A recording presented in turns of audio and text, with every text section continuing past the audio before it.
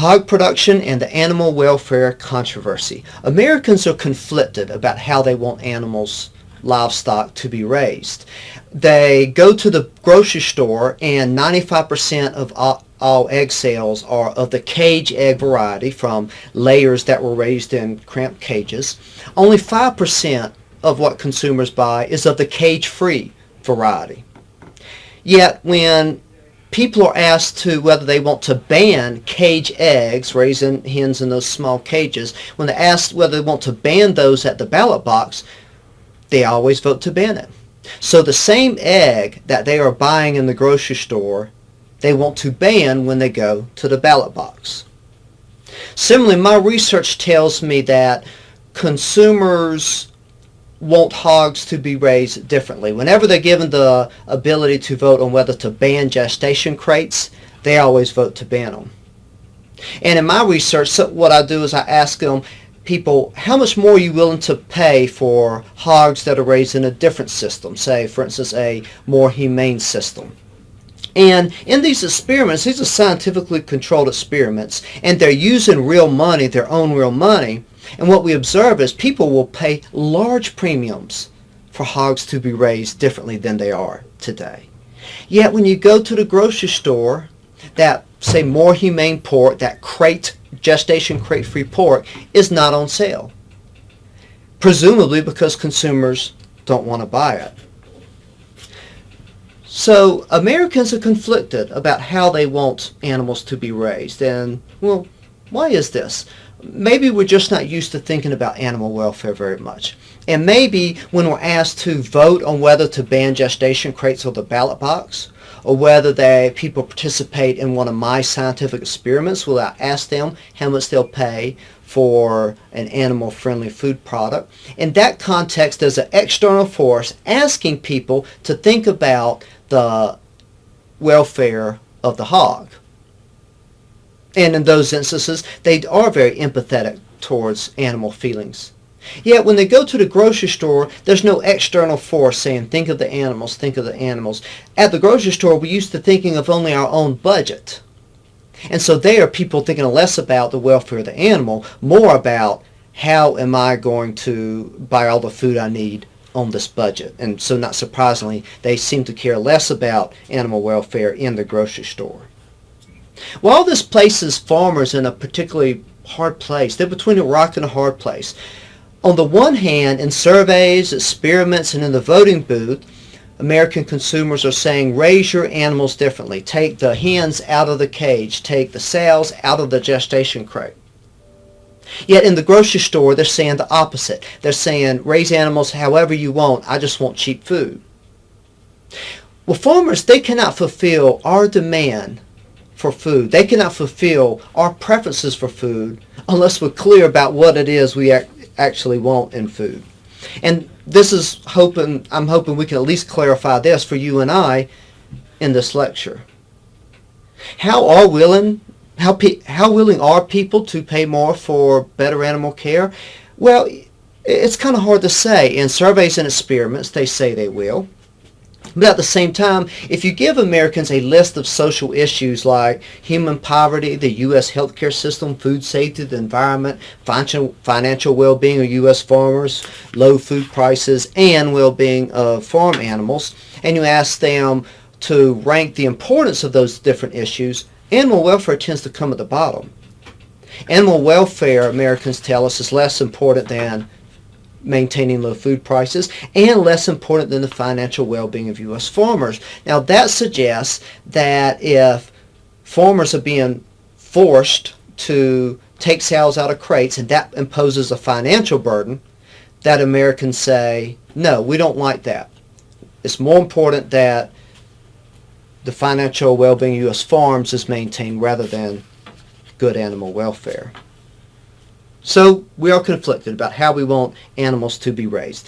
And you've maybe already gone on the virtual tour of a modern hog production facility, a conventional hog production facility, and you saw how almost all hogs today are raised inside buildings, in cramped spaces, and sows are kept in gestation crates when they're not nursing.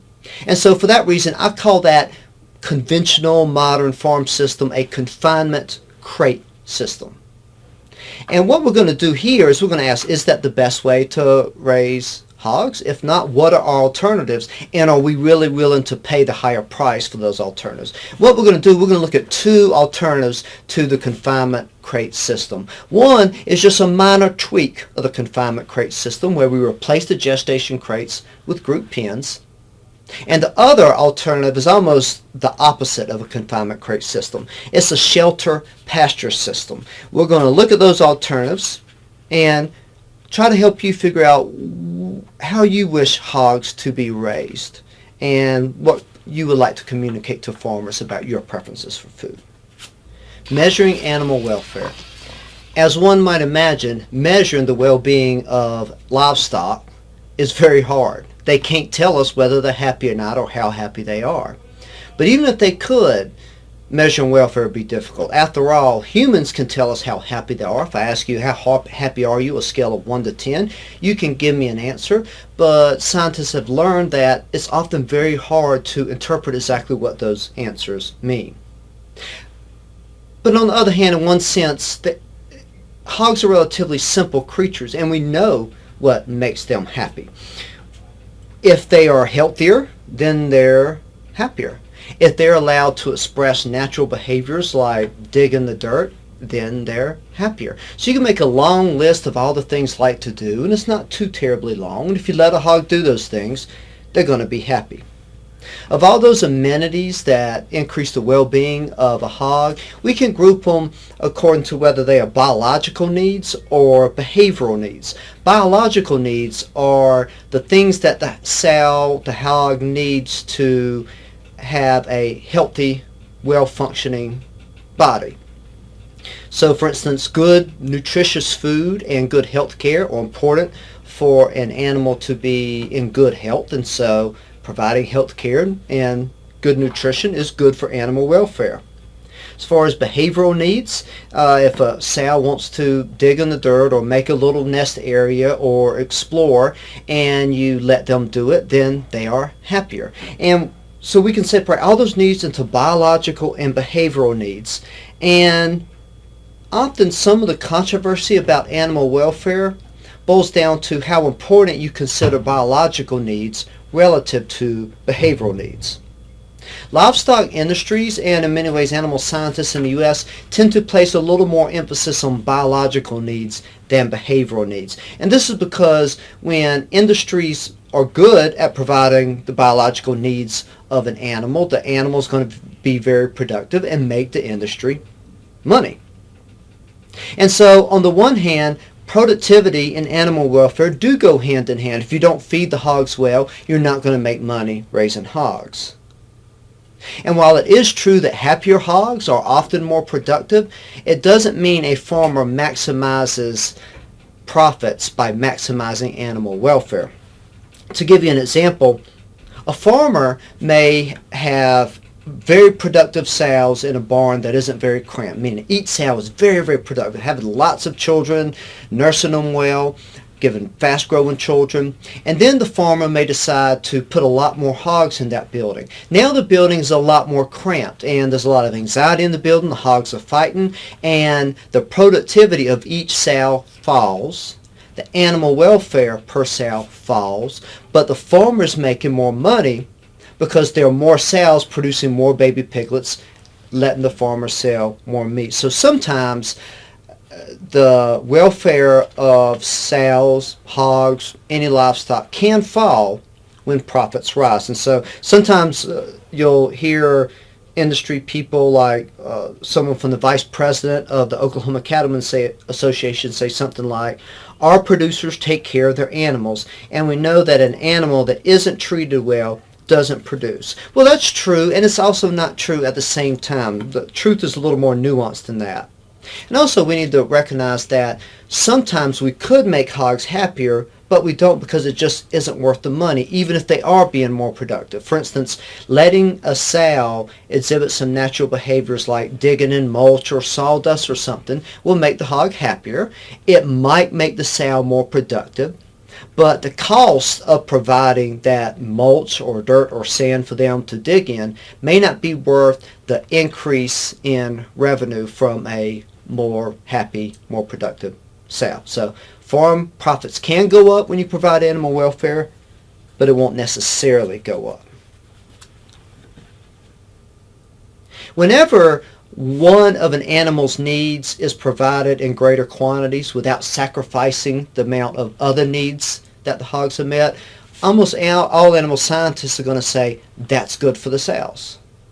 But most of the time, there are trade-offs involved. To give a hog more of one thing that they want, you often have to take something away. To give an example, we've seen pictures of hogs in the gestation crates. They can't turn around. Now, certainly hogs want mobility. Hogs want to be able to turn around. So suppose we take them out of that crate and put them into a pen with other sows. We've helped the sow meet one of their needs, just to be able to move around, but now we're putting them in a pen where there may be a lot of aggression between sows. She may be bullied. She may be injured. And so we gave her one need, greater mobility, but at the expense of protecting her from other sows. So there's a trade-off there. Is the greater mobility for the sow worth the greater injury the sow may experience? It's difficult to tell. It's really hard to tell. And a lot of the time, animal scientists will look at that trade-off and say, I don't know, for the simple reason that there's no scientific way of saying this need is more important than the other need. And many times it does seem like animal scientists in the U.S. place more emphasis on biological needs than behavioral needs. And part of that reason is simply because it's easier to measure biological needs than behavioral needs. But at the same time, there are also a number of animal scientists, most notably in the European Union, who do think behavioral needs are very happy.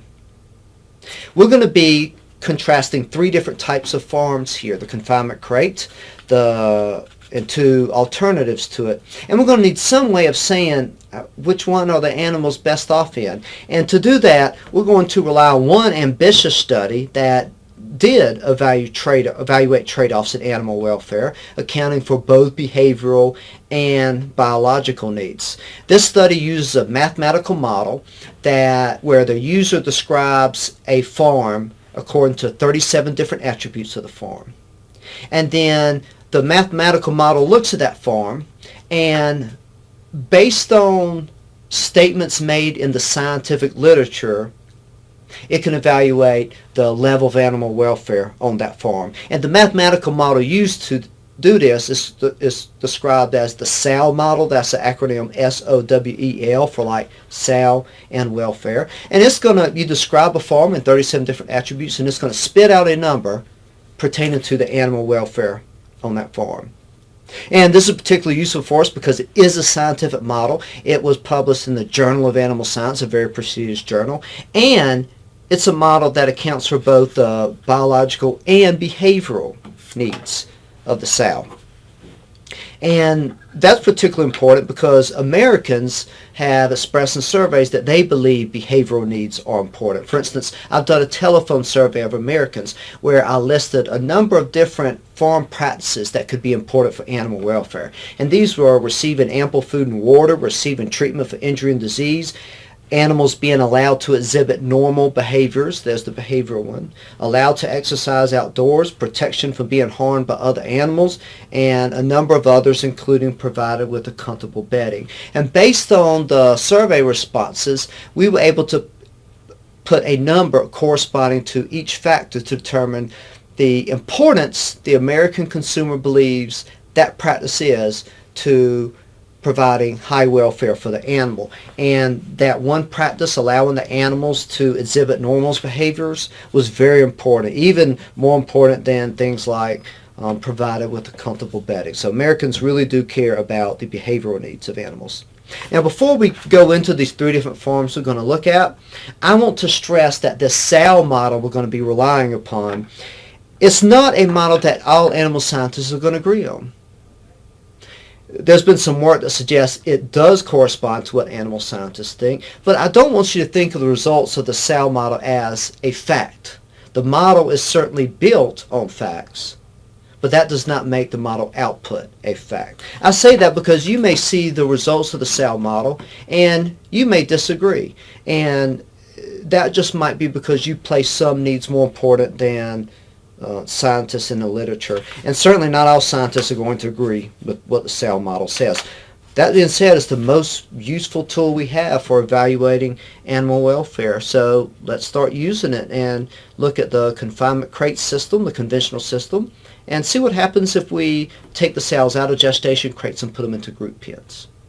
The confinement pen hog production system. In your virtual tour of the confinement crate system, you saw that sows were housed in gestation crates when they were pregnant, and in that crate it was so confined they could not even turn around.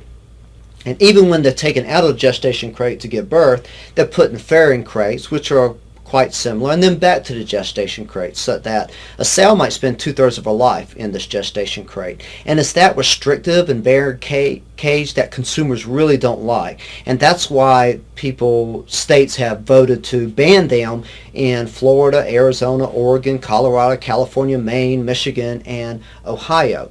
Well, what is the hog industry going to do if they can no longer use gestation crates? Well, one alternative is replace the gestation crates with group pens. And so what we're going to look at is a confinement facility that's identical in every way to the confinement crate system, except that instead of using gestation crates for gestating sows, we're going to use group pens. And group pens, let me first make sure you remember exactly what gestation crates are. So here's some video from a different farm than we've seen before. These are the gestation crates. Each sow is kept in an individual stall with slatted floors. They remain in there. It gives them about 14 square feet of space. Now let me show you a video of a group pen system. Well, here you are. It's just a group of sows, and they're on the same type of floor. They're sometimes in a small group like 3 to 5, other times in a bigger group like this one here. And in addition to have the mobility to at least be able to turn around and find their own kind of comfortable area of lying, and they have more space per sow. The gestation crate gives them about 14 square feet per sow, where in the group pen they might have 16 to 24 square feet. Now there are some drawbacks of the group pen system. They're in a group with sows, and sows are often mean to each other. They will hurt each other. There are bullies in a group of sows.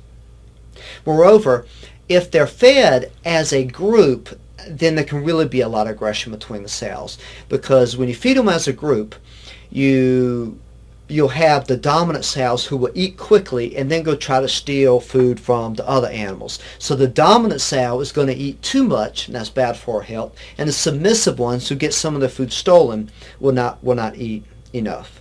Now, some of the farms that use group pen systems are finding ways to feed the animals individually. For instance, having a automatic feeder that feeds each sow once a day in a place where no other animals can get it. Some of them use kind of free access gestation stalls where a sow can voluntarily go into a stall to eat alone and then go out. And when farms do find ways to individually feed sows in a group pen, well, that makes the group pen a much better system, and it gives them much more chance of providing higher welfare than the gestation crate. What do animal scientists say about the animal welfare of group pens versus gestation crates? Many, probably most, are not willing to give an opinion because they're scientists. And for them to say group pens are better than gestation crates, they have to say the added mobility of group pens is worth it despite the fact that sows are going to injure one another. They don't want to say that unless they have scientific evidence of doing so, and it's really hard to make a scientific statement that mobility is more important to the hog than protection from injury. Now, certainly my research with consumers suggests that they prefer the group pen to the gestation crate system, but this isn't surprising. Consumers are responding to pictures, and consumers aren't probably thinking to themselves that when you put a bunch of sows together that they're going to fight. For us to be able to say something about the group pen system versus the gestation crate system in terms of animal welfare, we're going to rely on the SOWEL model, the SOWEL model. And in an article in the Journal of Animal Science, it looked at two different variants of the group pen system. One's referred to the ESF and one's referred to a free access system. I believe both of those systems found a way to feed sows individually to avoid that group feeding problem. And I'm going to show you a chart here from the article, and on the y-axis is the welfare score, where higher number means higher animal welfare, and then you see one on the left. I'm going to ignore tethered, but there's one that says individual stalls. That's the confinement crate system, and the two other systems, the ESF and free access, those are confinement pen systems. You see there that the SOWEL models suggest that animal welfare is definitely higher in a group pen system than in a confinement crate system. And so the SOWEL model concludes group pens are better for animals. Let me give my qualification that the output of a SOWEL model is not a fact, it's an interpretation of facts.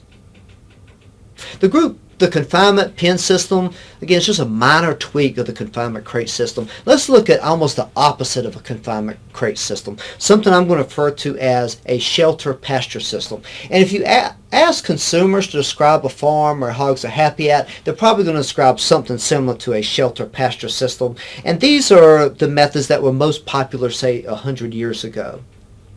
And in this system, all hogs are going to have access to both the outdoors and shelter. If it's really bad weather and the hogs aren't allowed outdoors, well then the things inside the shelter mimic what they want to do outdoors. For instance, they're going to be able to dig, play in mud at all times, get in wallowing holes, explore, do all the things that you see in this video here that hogs like to do.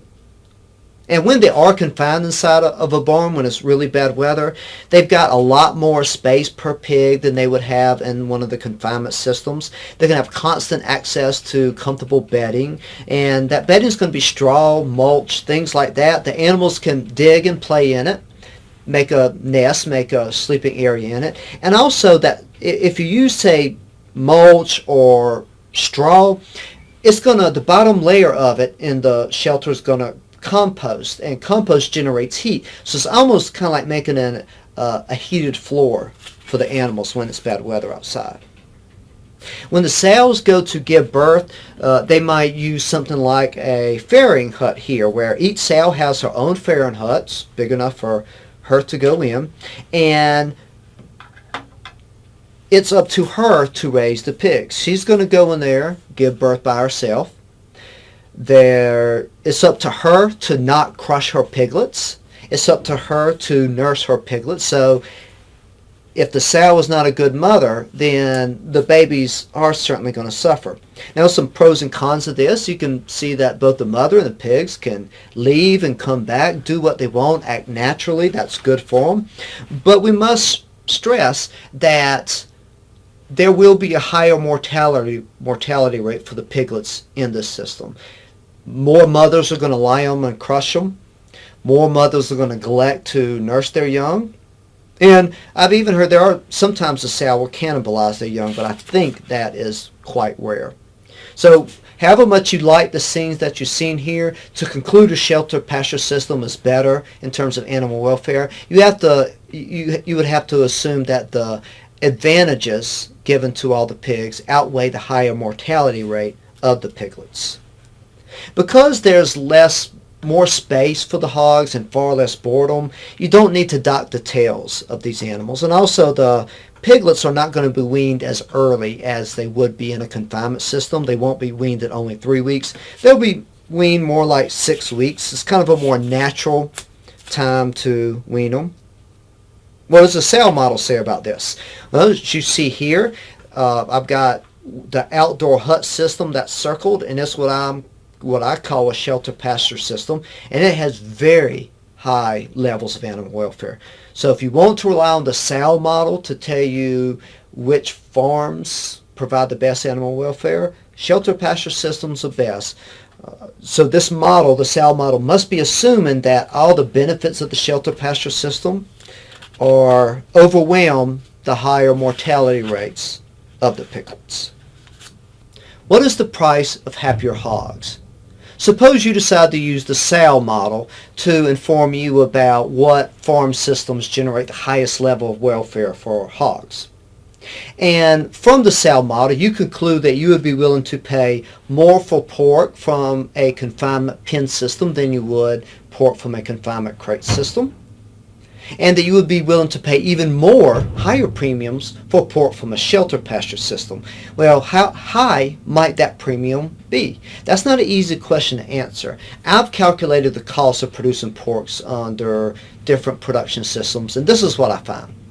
I find that suppose that farms converted from confinement crate to confinement pen systems, and suppose that all of the additional costs at the farm level were passed on to consumers in the form of higher prices, then the price of pork would go up about 2%.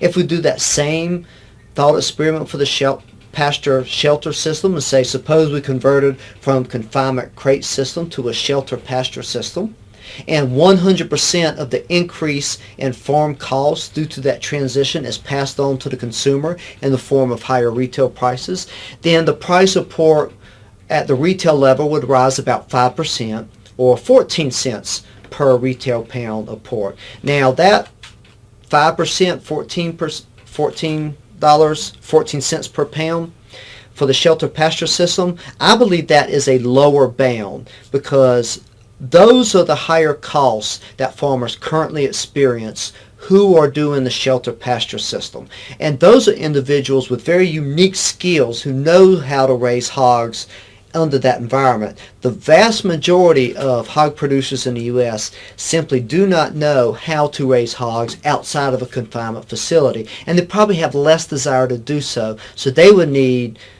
to be compensated even more for them to use shelter pasture systems. And frankly, if you went to North Carolina, the second biggest hog producing state in the U.S., it would be hard for them to even adopt the shelter pasture system at all, because the North Carolina hog industry is relatively recent. It grew up in the era of confinement crate systems, so they went from producing very little pork to producing a lot of pork using a confinement crate system. And I don't know if they have enough land, if the hog farms have enough land to convert to a shelter pasture system, even if they wanted to. Now, those price premiums I just told you, those are what you would expect to pay if only the additional costs at the farm level were passed on to consumers. Let's look, what about the actual prices that stores charge? Well, it's hard to find systems that are only confinement pen systems or systems that are only shelter pasture systems. So instead, I'm going to say let's look at some of the pork that Whole Foods sells. And in December of 2013, I bought a ham from Whole Foods that was produced under what they call the Step 1 system of the Global Animal Partnership Standards. And the Step 1 system, I'm going to give you some of the main highlights of how hogs are raised under that system.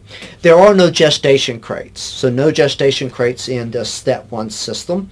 The animals must be able to exercise, lie down on the sides without being obstructed by another animal, have the ability to move away from other animals if they desire. The housing conditions must allow pigs opportunities for establishing separate eating, lying, and dunging areas. And the system must also use bedding. Now, from what I see in these standards, the Step 1 system is a confinement system. Hogs don't go outside. But slatted floors, which we saw were 100% of the floors in the confinement crate system, under the Step 1 system, slatted floors in the area occupied by animals may not exceed 25% of the total floor area, and the other area that's not slatted must be covered with bedding. So what that farm has done is something in between a confinement pen system and a shelter pasture system. I would be willing to bet money that the sow model would say that the Step 1 system is superior in terms of animal welfare to the confinement crate system. So suppose you like the idea of this Step 1 system and you go to Whole Foods to buy it. Well, how much does it cost? When I bought it in December 2013, the per pound price of that ham was $4.49 per pound. Now, that's a high price, and to see just how high it is, I also went to Walmart in the same week that I bought the Whole Foods pork to see what ham was being sold for in Walmart. And certainly the ham in Walmart is from a confinement crate system, and they were selling ham at $1.69. Now, that price premium charged to step one compared to the confinement crate system is huge. And so if you actually went to buy pork raised on the higher standards than confinement crate systems, you are going to pay a lot of money. But now, I just told you that converted to confinement pen or shelter pasture system would only raise retail prices by 2% or 5% respectively. But remember what I said. I assumed that all of the costs incurred at the farm system are transferred to consumers in the form of higher prices, and only the cost at the farm system. There's a lot of reasons why pork raised at Whole Foods that may only cost only 2 to 5% more to produce at the farm has a huge premium in the Whole Foods store. And some of those reasons are this. One reason Whole Foods may charge such high prices for the ham is simply because they can. They have a different demographic of shoppers than Walmart does. Their consumers may be willing to pay a lot more, so Whole Foods charges a lot more. It could even be that if you're going to Whole Foods and you want to buy what you consider to be animal-friendly food, if there's not a high premium charge to it, you may wonder if the standards on the farms are really high. So it might be that Whole Foods feels like they have to charge high premiums, or else you won't believe the animals were treated well. Much like when we go to buy wine, we generally infer the quality of the wine by the price. And of course, another reason that the prices at Whole Foods may be so high for animal-friendly pork may be to a more inefficient distribution system. And there's another lecture, Vertical Coordination, where we look at the fact that most of the cost of food production occur not at the farm, but at the farm input sector and at the farm processing, wholesale, and retail level. And certainly, Whole Foods has a different distribution system than Walmart. I don't think there's any company that can distribute food more efficiently than Walmart. So if it costs Whole Foods a lot more to get that animal-friendly pork from the slaughtering facility and ship it to the different stores in the U.S., then they're going to charge higher prices. So it might be that that high price for the animal-friendly pork at Whole Foods has very little to do with the increase at cost at the farm level, and everything to do with their less efficient distribution system.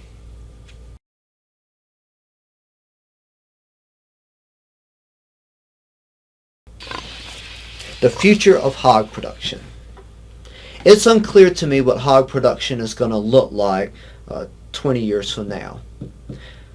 Many states have banned gestation crates, but at the same time, so that would suggest that gestation crates will soon be a historical relic, but that negates the fact that although many states have banned gestation crates, the major hog producing states, they're insulated from voter initiatives because it's harder to have voter initiatives. In some places they're not even allowed. And those states are better insulated against lobbying by animal advocacy groups. I do not see PETA and the Humane Society going into the state of Iowa and being able to out-lobby the agricultural lobby there. Just don't see it happening. So there's reasons to think that gestation crates may be around in 50 years, reasons to think it may not. Animal advocacy organizations are learning that another way of getting rid of gestation crates is to put social pressure on organizations to get their pork from farms that don't use gestation crates. They'll pressure grocery store chains, fast food restaurants, and universities into announcing that they will no longer accept pork from farms using gestation crates. Smithfield Foods is the largest pork producer in the U.S. by far, and they have felt pressure for a long while now to get rid of those gestation crates. And years ago, they announced that they will convert all of their company-owned farms, at least the ones in North Carolina, to confinement pen systems. They were going to get rid of the gestation crates, replace them with group pens. And so that suggests that gestation crates may be on the way out. But at the same time, Smithfield Foods' announcement and their commitment to phasing out gestation crates did not apply to the farms they contract with. And that's where most hog production seems to take place. So what is the future? I'm going to plead ignorance. I don't know.